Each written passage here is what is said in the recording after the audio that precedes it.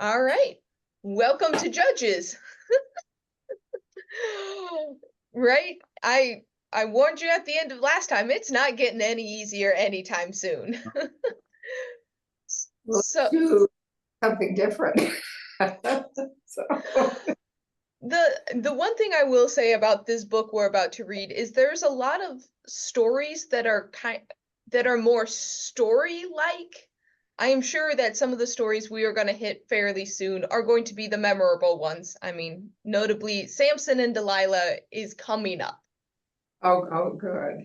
And so we get some of the famous stories. I just wanted to take some time to set up this book, which is why we're not exactly skipping ahead to some of the famous stories, but spending a little bit of time understanding what's going on here. So I had you read the first 3 chapters of this book for today. And before I go into the introduction behind the setup of this book, any initial feelings you all have with just that first little section?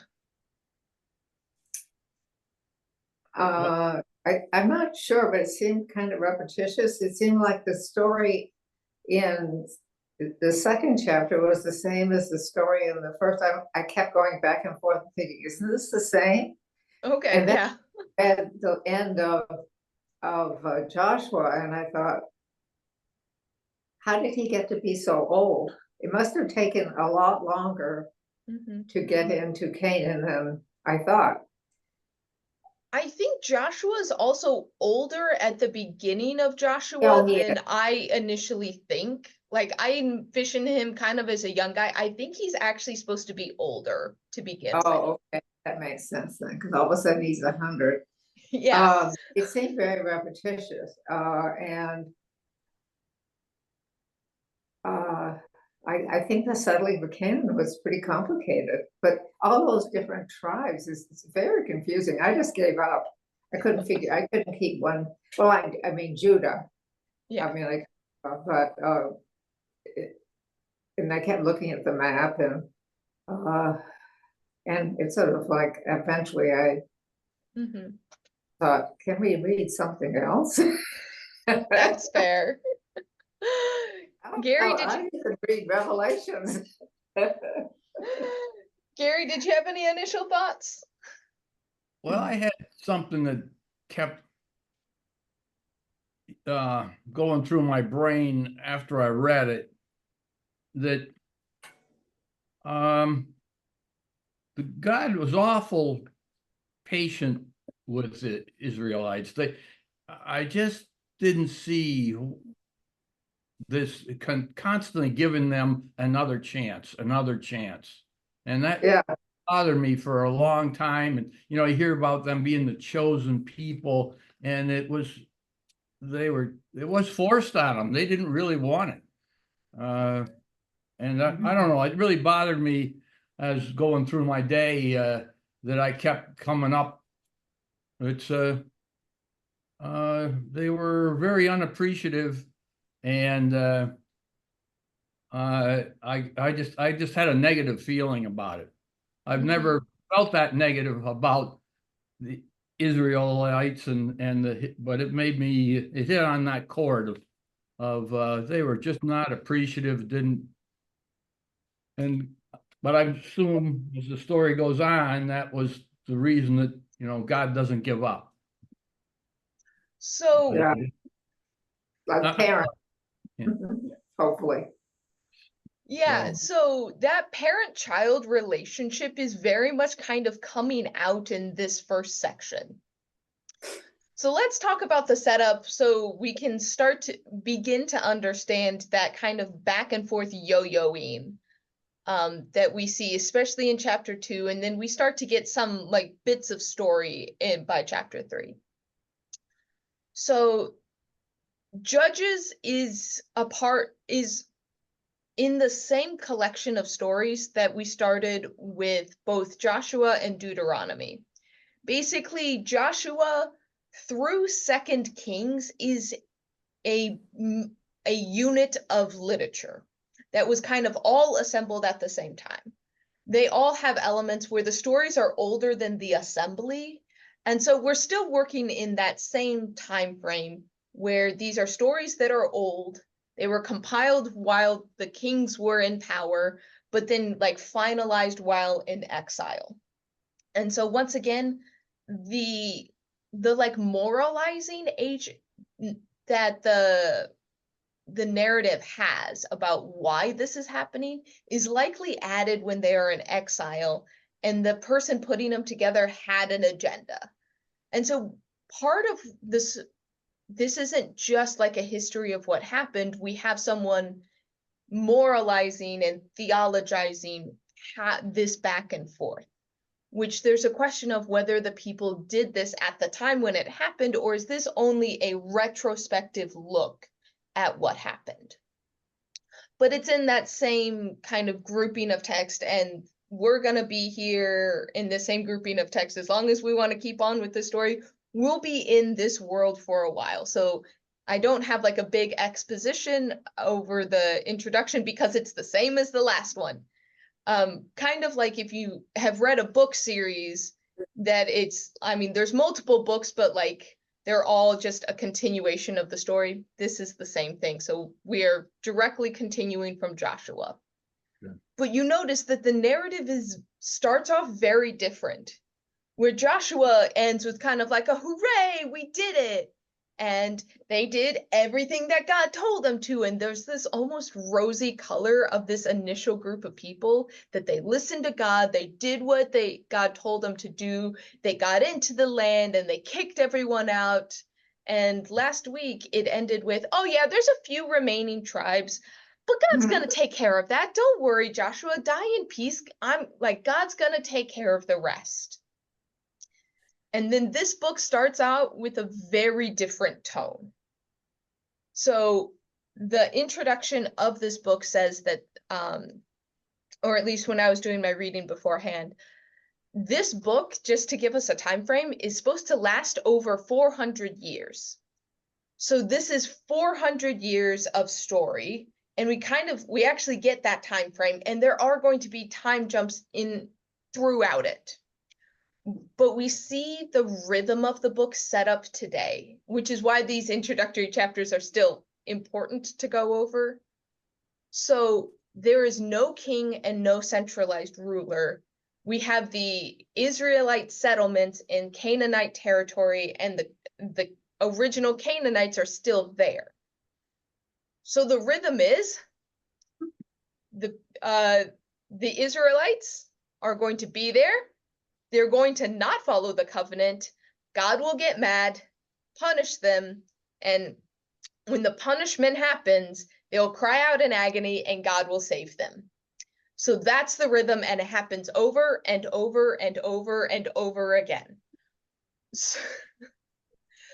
So the repetitiousness of it, completely there. The God's giving them a lot of chances, completely there. That is the rhythm for the entire book.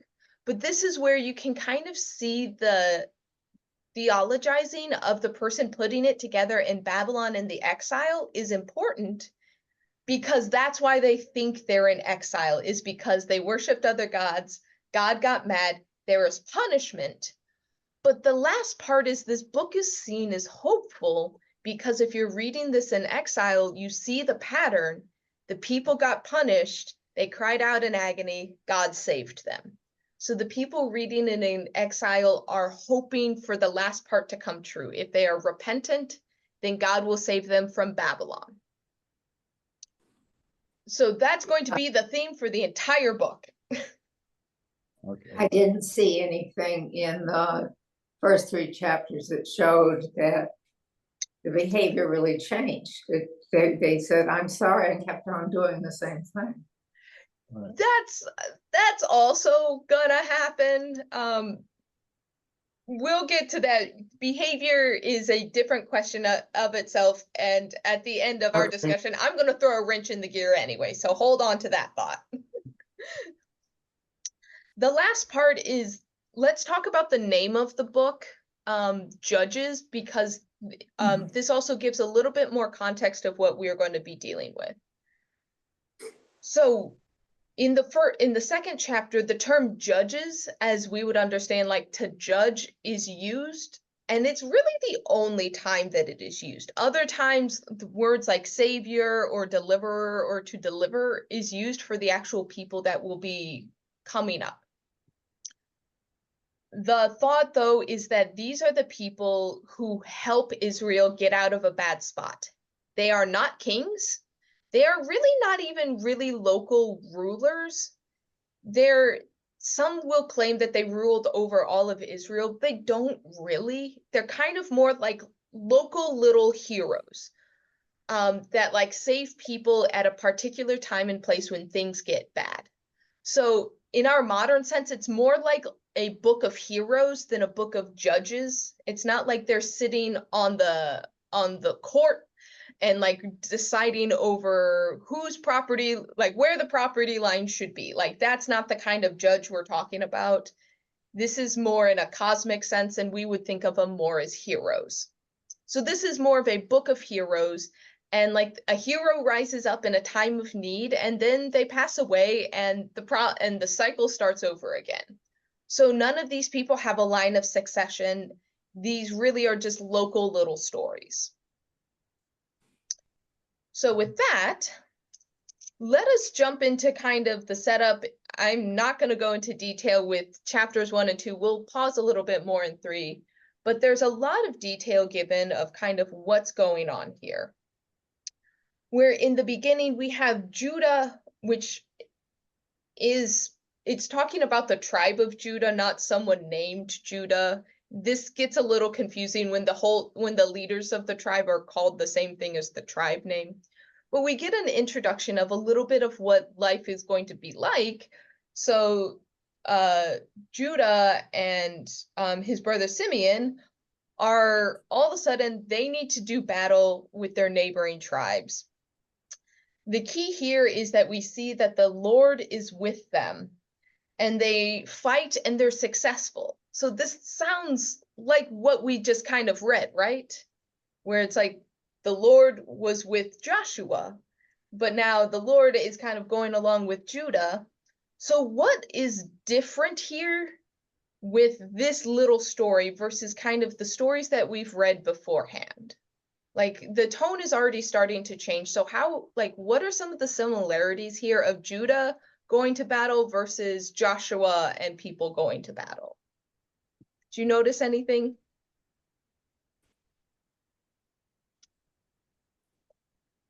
Well, Well, the main thing is, go ahead.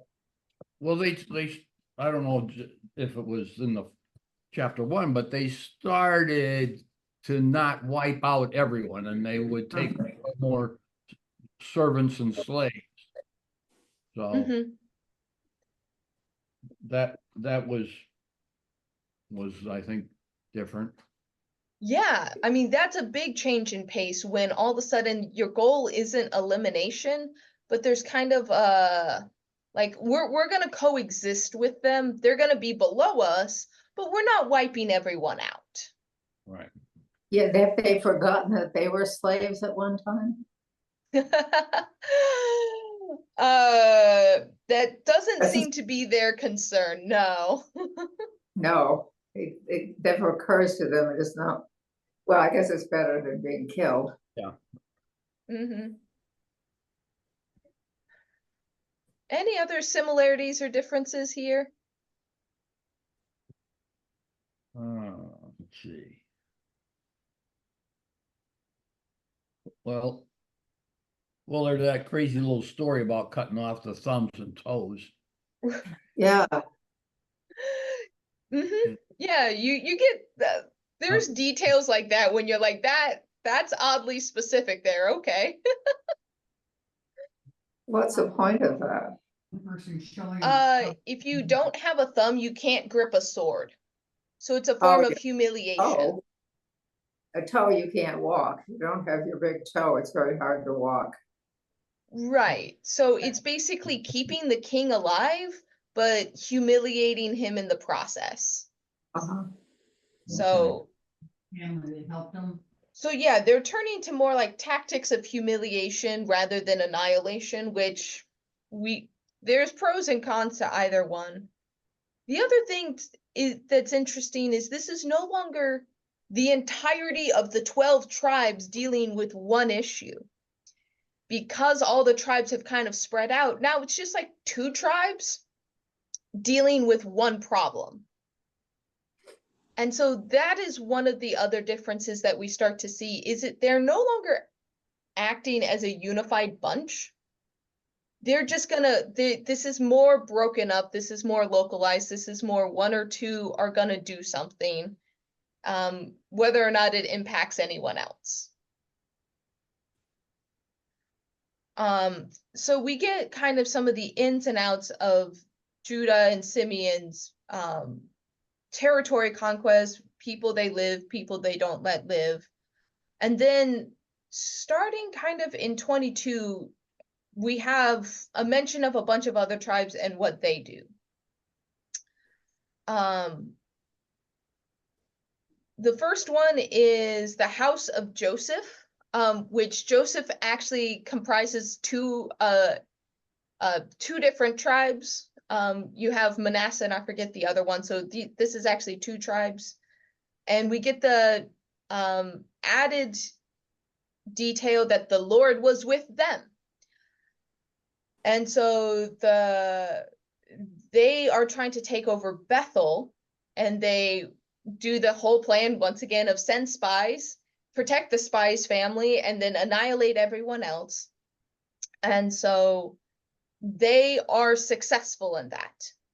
But then, oh, actually, I was wrong. So the house of Joseph is not the same as the house of Manasseh. My bad. Next, we get the tribe of Manasseh, and they did not drive out the inhabitants of the next one. Instead, they go to forced labor. And the same with Ephraim. They don't drive out the Canaanites. They just decide to live among them. The next tribe also didn't drive out the inhabitants. Instead, they live among them, forced labor. We see the pattern.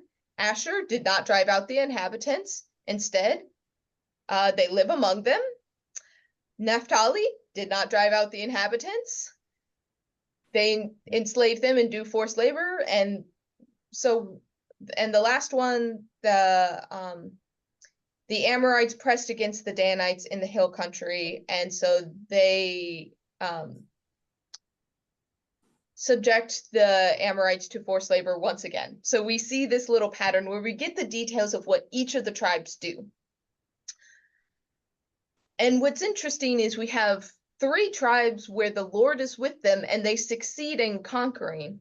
And then the other ones, it doesn't say that the Lord is with them and they aren't successful in what they tried to do.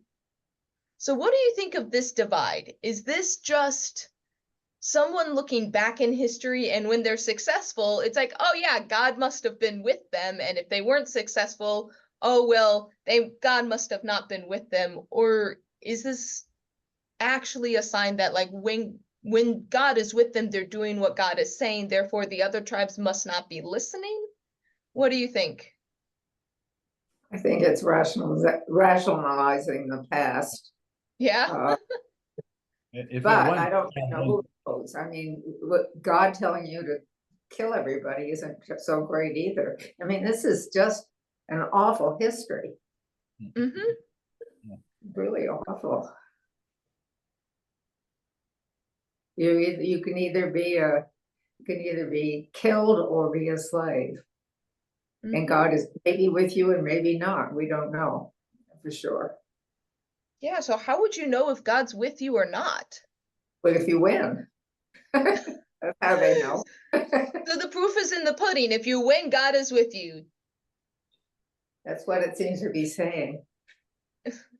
But it could just be out of convenience as you record it that yeah. And they did not kill everybody off, and they took the inhabitants as slaves. That God must not have been with them. Mm-hmm. So, yeah, the interesting thing is this one in some ways feels more realistic to me than Joshua, because Joshua was just so clean. Like They went to battle and they did it all, yay! And they killed everybody. Where that seems just so clean and clear cut. Where this is like, oh no, this was actually really messy. Right. This is also what gives rise to what Gretchen has been talking about in previous weeks of, was this an invasion or a slow assimilation? And so this describes more of like the people kind of assimilating into the local culture. Whether that's good or not is a different thing, but we kind of already see the assimilation of, well, we're gonna, if we can't beat them outright, we're gonna learn to live with these people. And we're gonna have to just like deal with this. But then in the next chapter, starting in chapter 2, we get a message from the angel of the Lord, saying, I brought you up from Egypt, brought you into the land that I promised your ancestors. I said, I will never break my covenant with you. For your part, do not make a covenant with the inhabitants of this land. Tear down their altars, but you have not obeyed my command. See what you have done. So now I say, I will not drive them out before you, but they shall become adversaries to you. Their God shall be a snare to you. And when the angel of the Lord spoke all of these words to the Israelites, the people lifted up their voices and wept. So here we get a change of plans. So last time we said they had the 3 parts of the covenant, descendants, land, and blessing. And now this already seems to be broken. So what went wrong?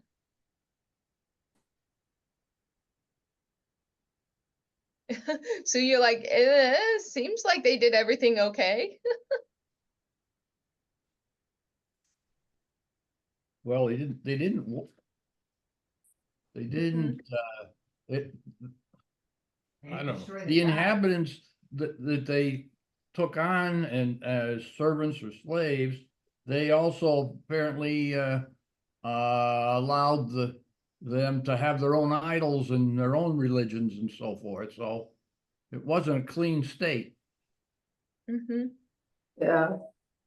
Yeah, there was a lot of intermarriage and probably worshiping of the Baal gods.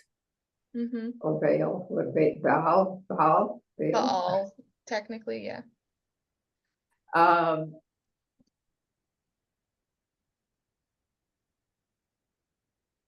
Yeah, it's possible that they realized that they needed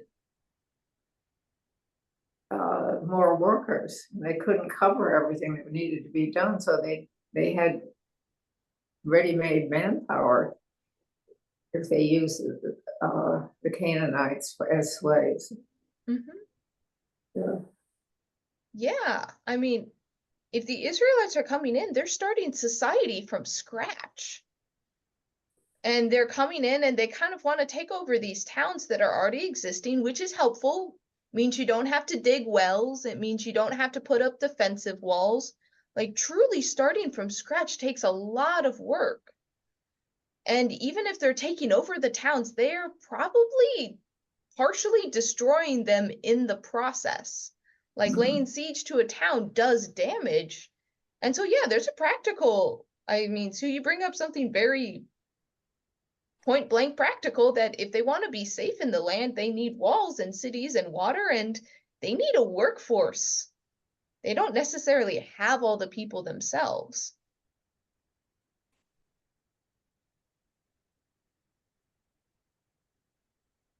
So now this is all very fertile land. It's southern Israel, or yeah, so or well, it's all of Israel technically, or what we would consider modern day Israel.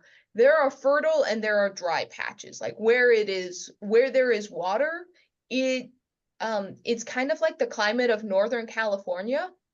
As I've been told from people who are from Northern California, that if you have a consistent water source, you can grow things most times of the year. And it's one of those, it doesn't get overly cold, it can get very hot. And so like overall, like the fertile areas are really nice, but it can also become desert really quickly.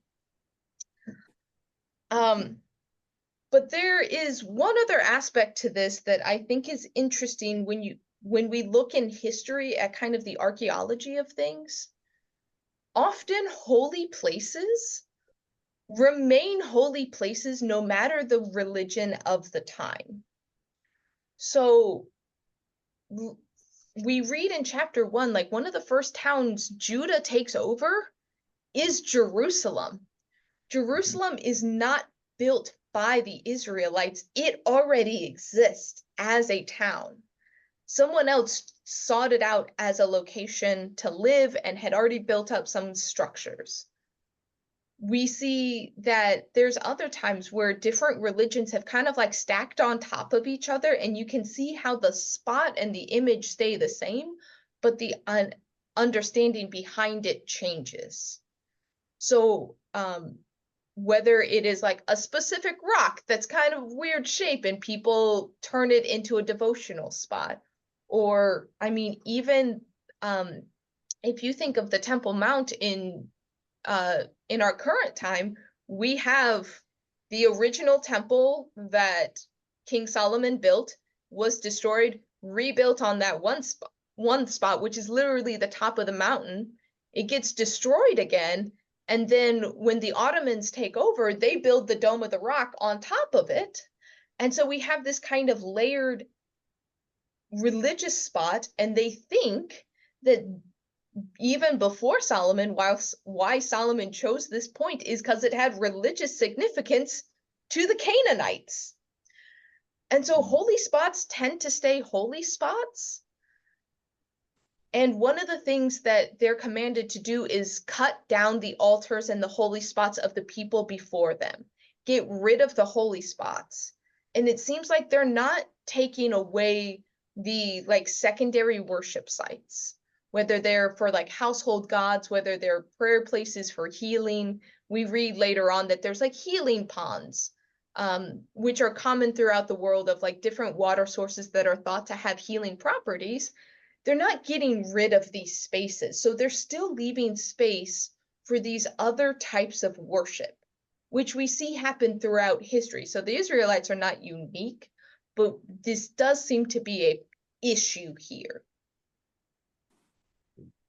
So the question becomes in some of these of the ancient mindset is like, where's the dividing line between medicine and religion? Because in the ancient world, those two were not as well delineated. So how do you tell the difference between a pond that is, or like a healing spring versus a spot of religious devotion?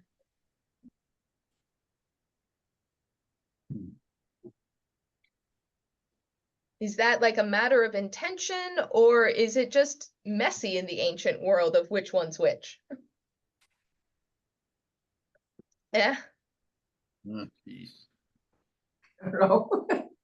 That's fair.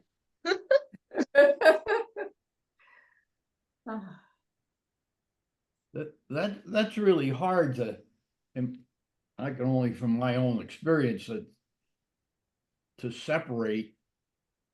I mean, Joanne dragged me to a healing spot out in New Mexico, I think it was.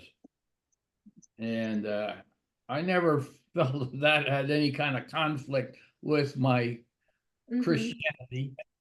What was that place, Joe?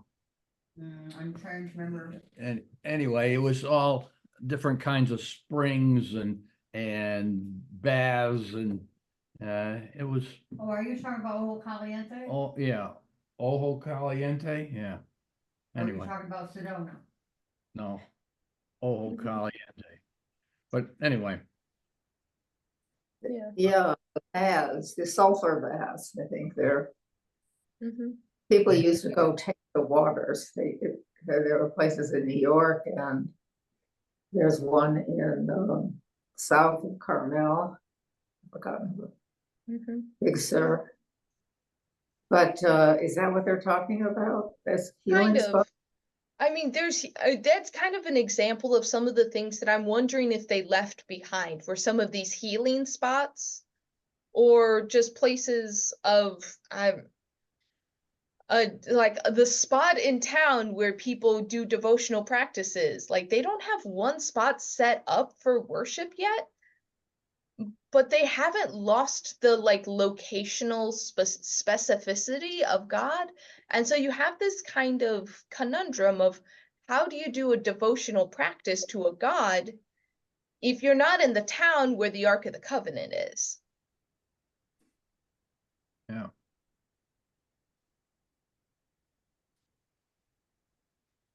So their punishment for this, we get once again the death of Joshua, but then we get a description of basically, once again, setting up the rhythm for the book. God gets mad, and I mean, even before we see that the punishment for kind of them not doing what God said is God's gonna leave the Canaanites in the land as their adversaries, specifically setting up contentious relationship. And so it says that God is going to leave them and let them be conquered specifically. When God is angry, the other tribes are going to win. When the people cry out to God and kind of return, God's going to show back up. He's going to raise up a leader and they're going to be fine. And this is going to be the rhythm over and over again. So what do you think of this kind of punishment and then forgiveness and then punishment and forgiveness like over and over again? Like, any thoughts on kind of the rhythm here? Like, is it bad because the Lord, like, is it helping them enough to follow the covenant, or is it literally just humans are rotten and we never follow directions? Do they really believe in God? I mean, you wonder. I mean, one of the catch-22s is they say, like, this is not with the death of Joshua passed away the generation that saw what God had done. And this seems to be an issue again, is like once the people don't have living memory of like the power of God, they kind of don't care as much.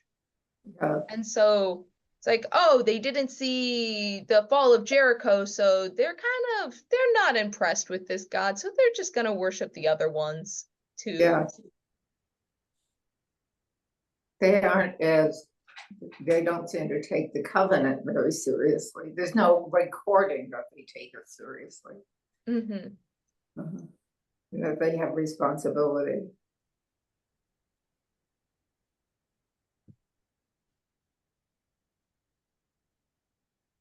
But no matter when it gets bad enough, though, luckily someone remembers to cry out to the Lord, and they have that thread to get pulled back up again and keep the thing going. Okay, Hello, so hello. Foxhole Jews.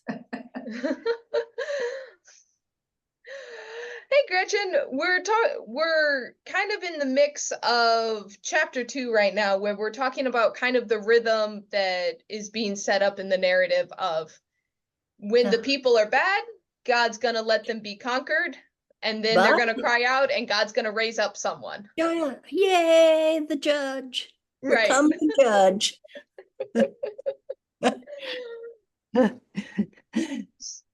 So I remember in a previous study, I forget who, someone brought up a theory of war that like there's even in like world history, there's this kind of rhythm where and it's kind of described using World War I, or no, World War II technically. But there's like the people that went to war and saw the horrors of it.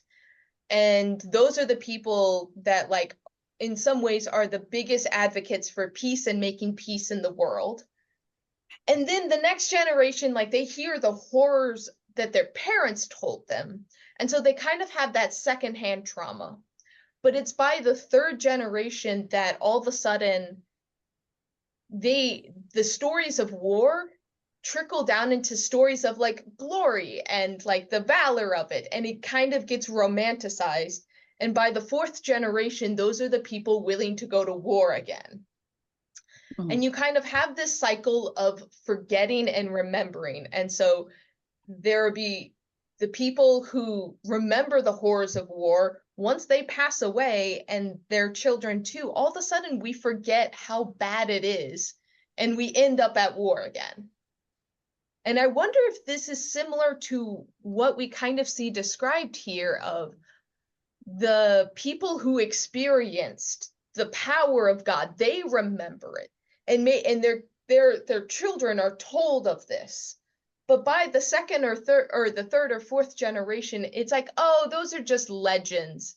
And you kind of forget the bigness of it, which is why they kind of lapse into unfaithfulness again, is because they have kind of forgotten how big of a deal it was.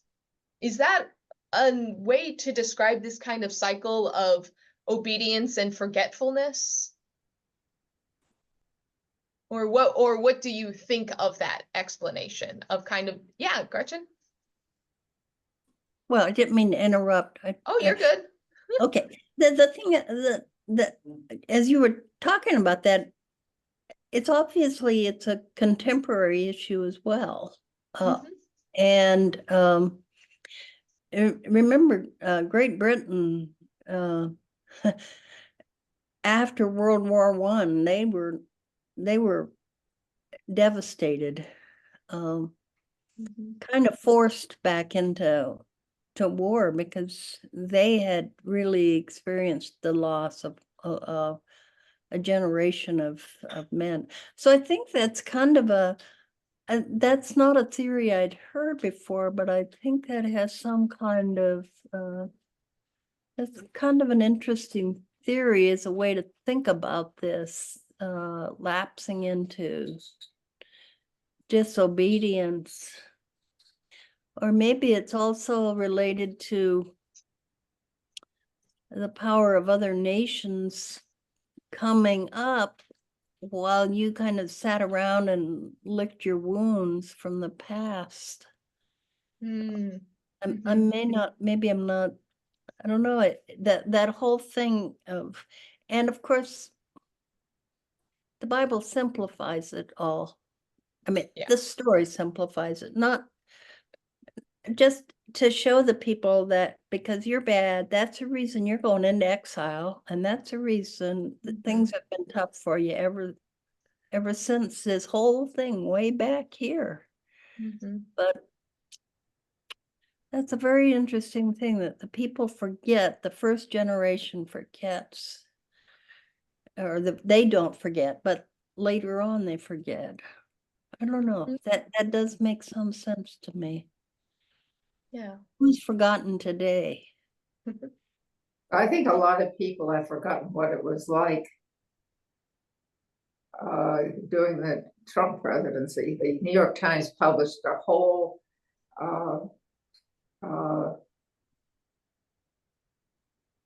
time of what happened, and I forgot. It was very interesting.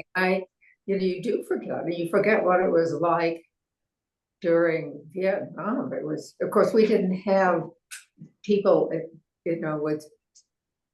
didn't have news correspondents.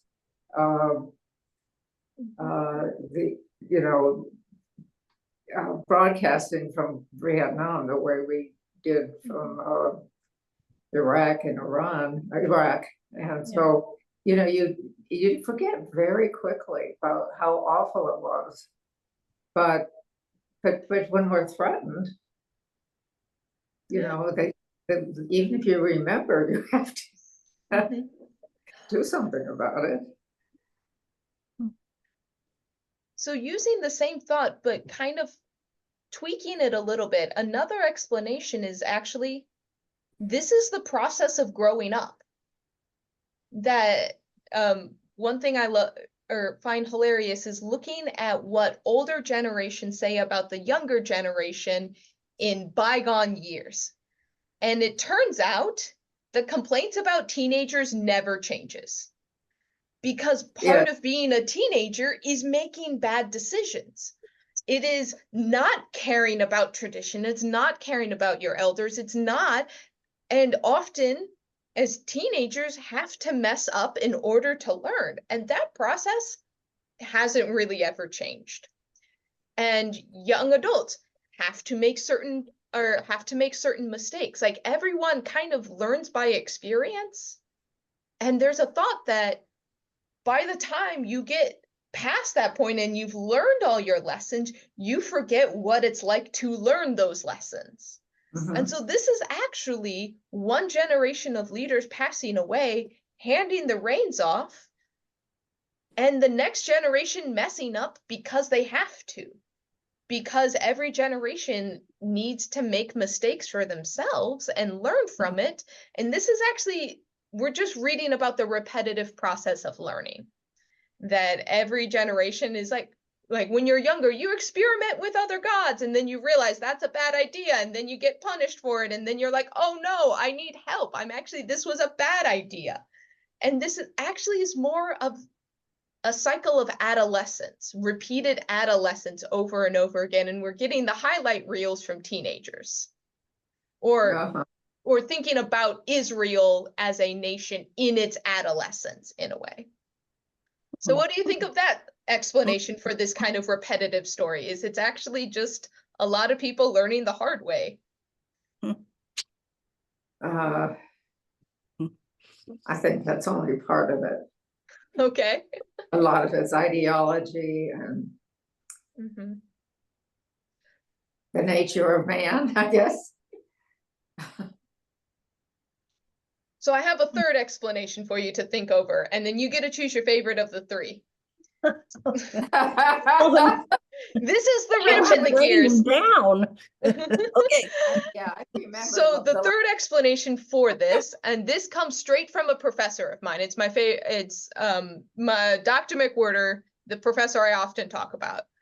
She says, in looking at this, she was explaining that actually, this is just how warfare works. Like, take the theology out of it. That was put on later. What you find is that other tribes attack when you're comfortable. So a leader rises up, conquers the bullies. We see that if we zoom forward into chapter 3, Ehud, which is the first judge that we get like a substantial story for, he kicks the baddies out. Moab is subdued, and the land of Israel rests for 80 years, which is actually a substantial amount of time of peace as long as Ehud's alive. And when is a country most vulnerable? When their leader passes away and they're in transition. So of course the enemy's gonna attack when the leader just died and they have a point of weakness, that it actually has nothing to do with idolatry and only good military tactics. Yes. So what do you think of that? Gary, do you have a comment? Have you kept all three of them straight? No. Thank you.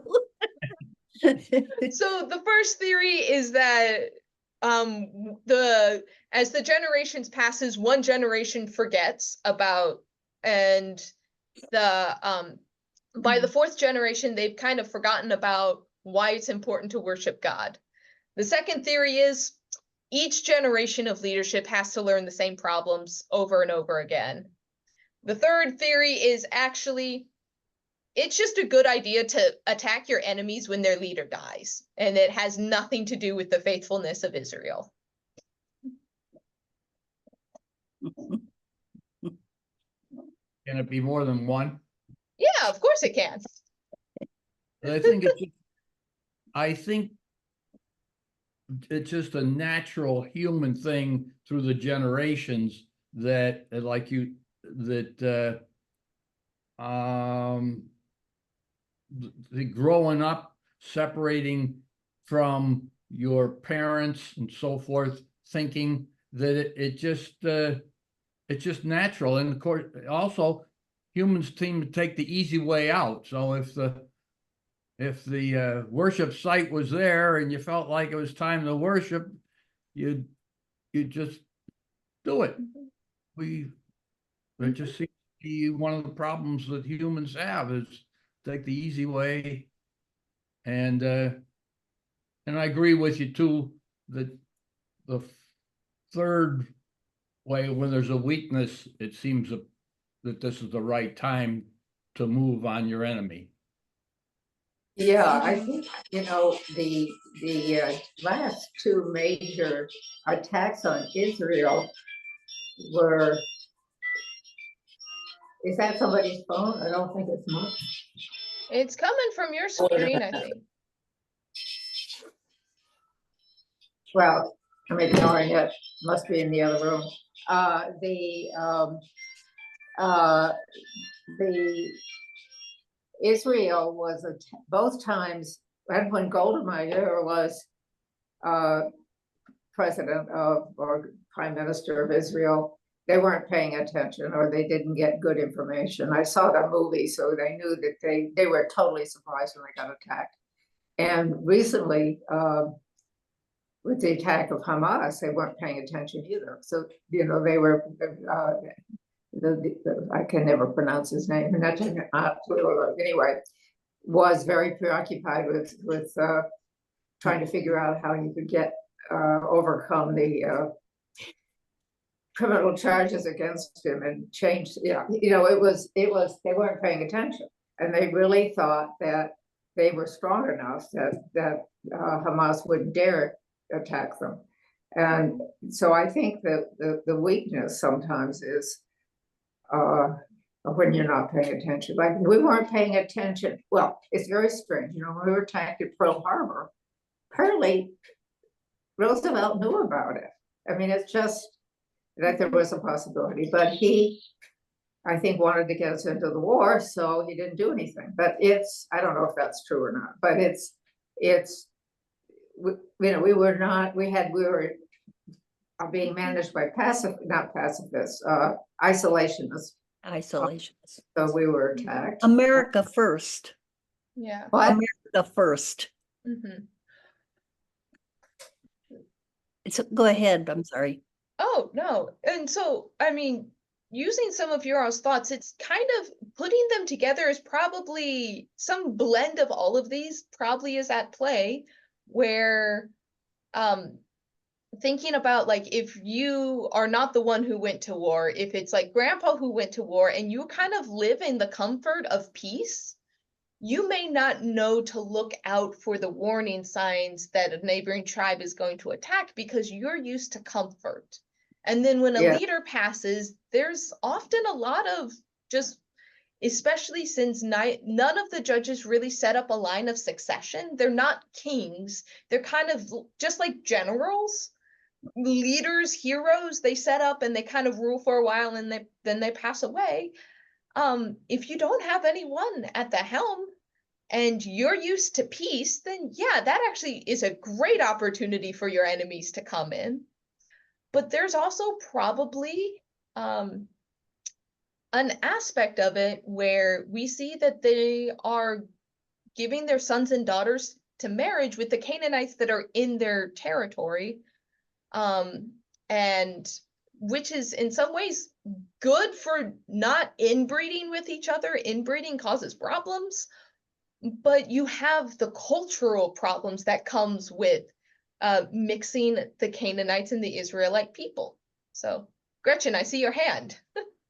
Well, and I like your professor, Dr. McWhorter's thought that it doesn't really have anything to do with the disobedience.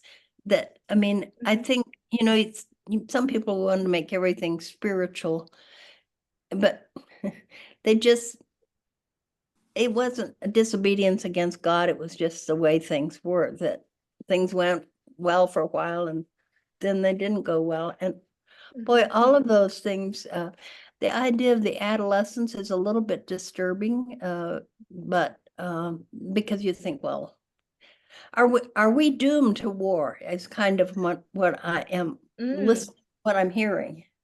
Yeah. So what do we think? Are we doomed to war?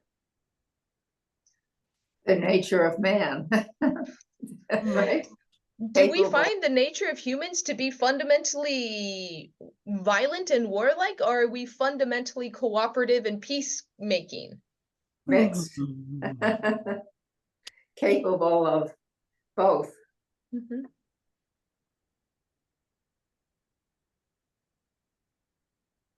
See, me personally, I'm kind of hopeful because, frankly, we don't, like in Michigan, we're not cautious that Ohio is going to attack us at any time. Well, that's true.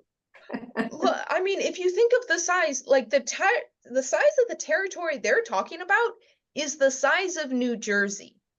And there's all of these warring clans in a landmass the size of New Jersey. And they're constantly afraid that the neighboring cities are going to attack and subjugate them. And I think so if that is the norm for this time in the world, where either you are on the offensive or defensive, but most of the time someone's trying to attack you, I would say we live in a much more peaceful world, but it's still not without problems. It's we have plenty of land in the United States. But we do have things that disturb us a great deal. Is that Russia did decide, I like Ukraine.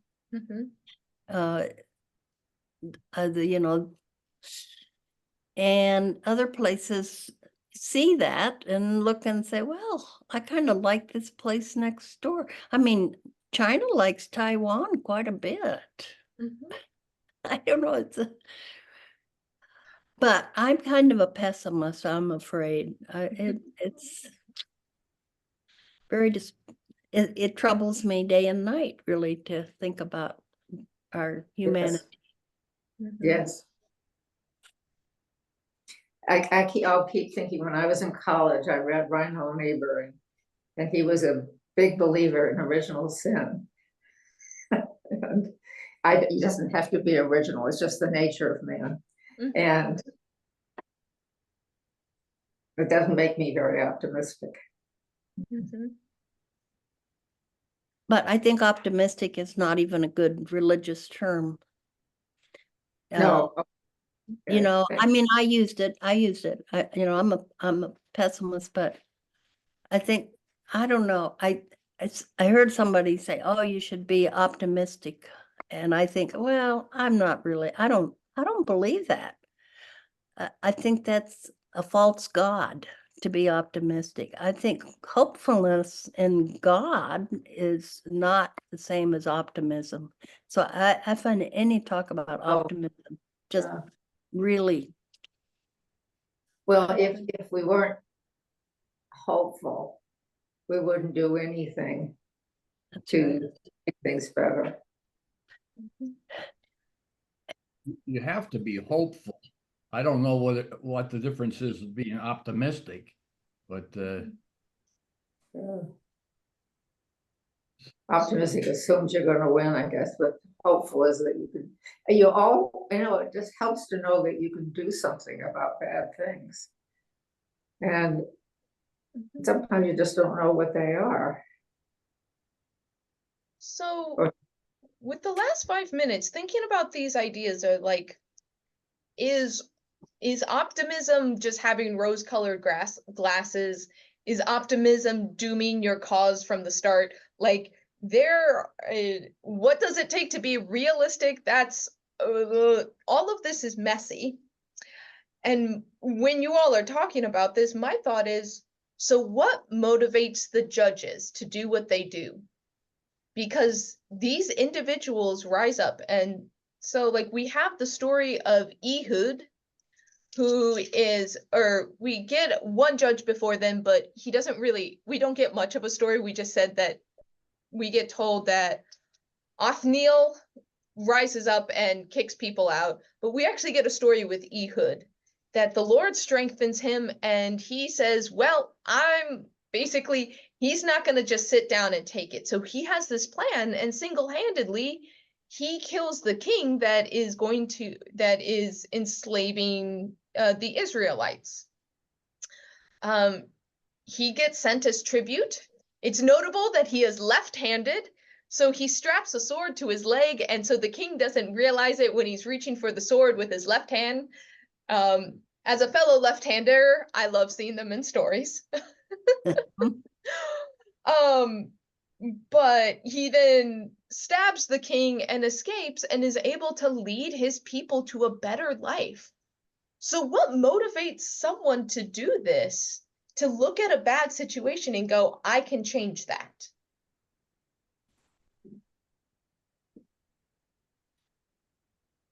And get by with it. Yeah. Mhm. I mean, Bonhoeffer didn't get by with it. Very true. Bonhoeffer got caught. Well, sometimes it may have been experiences in which you were able to solve small problems, and if you realize, you know, this is just a bigger one. Were all of the judges Hebrews? Mhm. They were, okay. Yeah.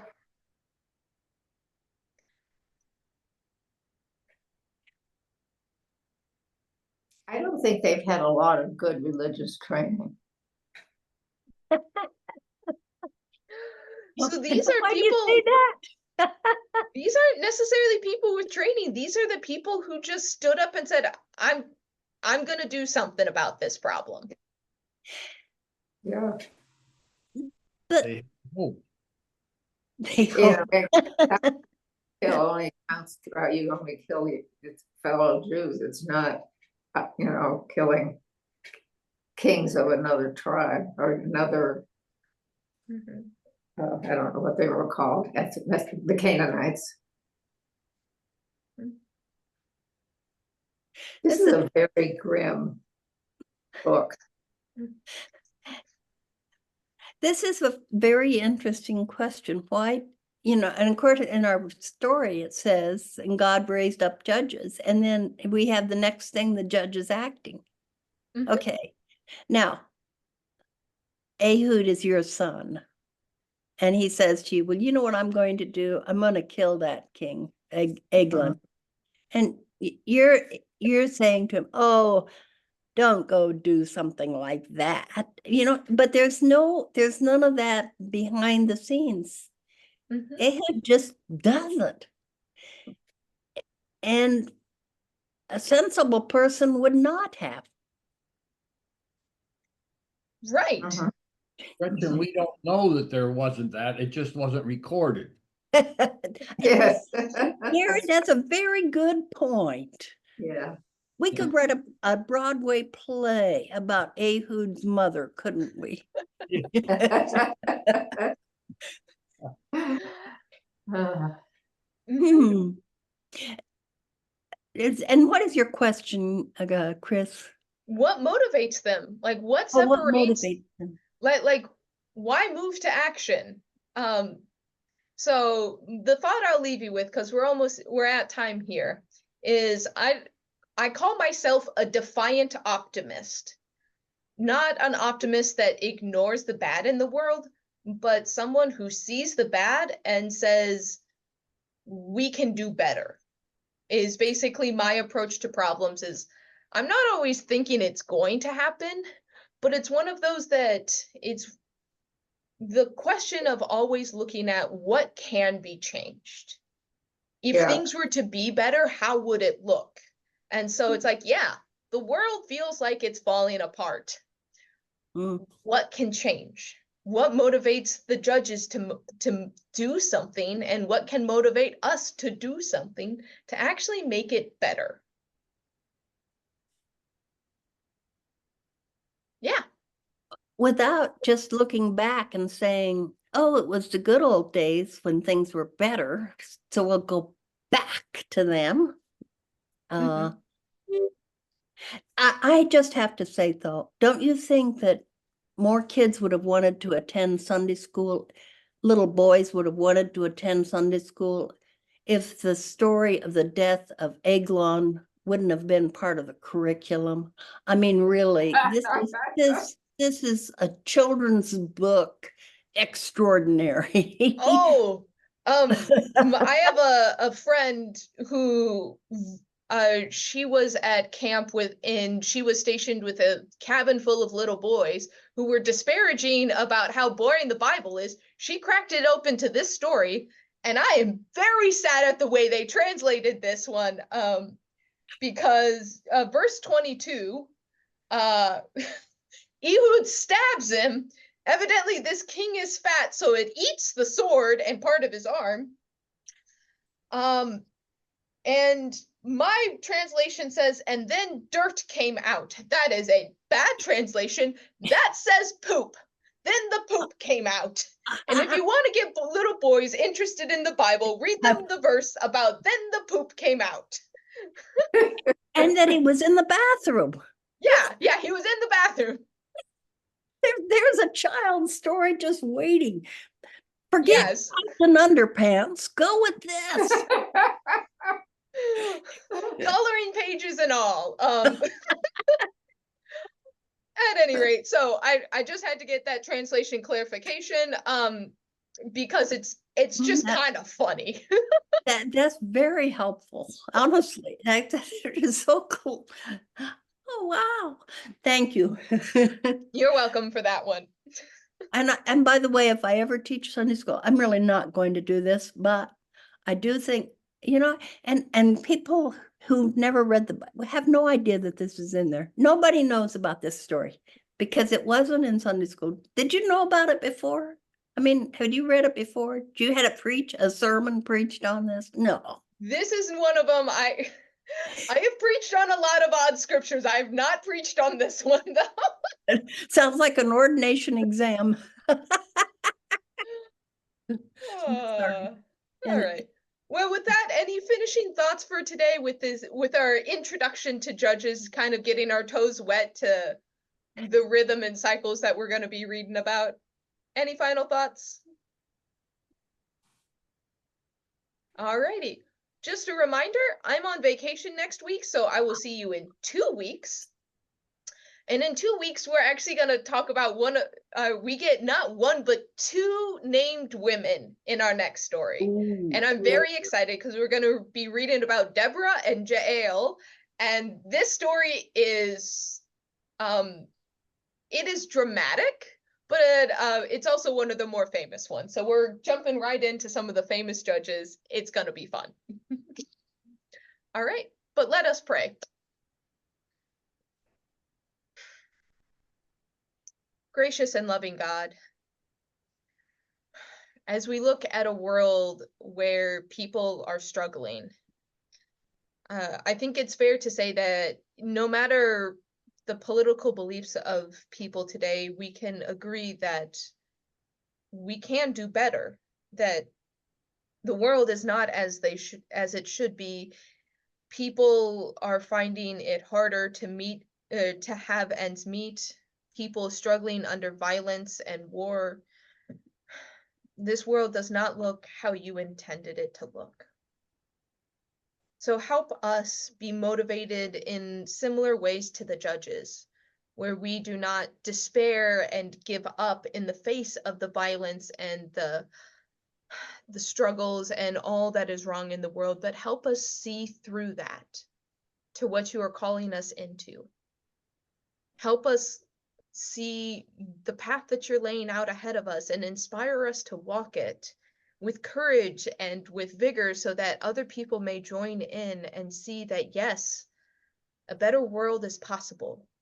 A better world is within our reach. And so, God, I ask that you be with us all, whether those that are here and those that are not. We have special prayers for Mary Ellen as she recovers this week. And prayers for those who are traveling. We pray all of this in Jesus' name. Amen. Amen. All right. Thank you, Chris. Have Thank a you. great vacation. Thank you. I plan on it. All right. Take care, everyone. Bye, everybody.